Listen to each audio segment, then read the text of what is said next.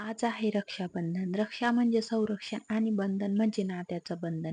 प्रत्येक वर्षी हा दिवस खूप खास असतो.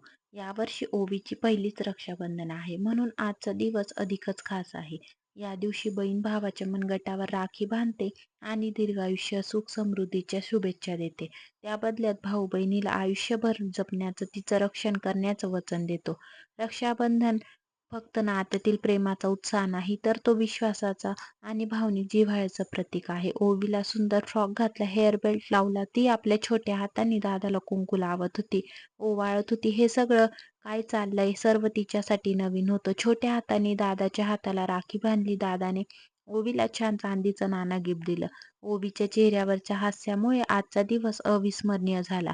हा दिवस आपल्याला नाती जपण्यासाठी फक्त रक्ताचं नातं पुरेसं नसतं, तर प्रेम, काळजी आणि जिव्हाळा हाच खरा धागा असतो, जो आयुष्यभर जोडून ठेवतो. आयुष्यात कितीही अंतर, कितीही बदल झाले, तरी काही नाती कधी तुटत नाही, कारण त्यांना जोडलेलं असतं प्रेमाचं, संरक्षणाचं आणि आठवणीचं बंधन.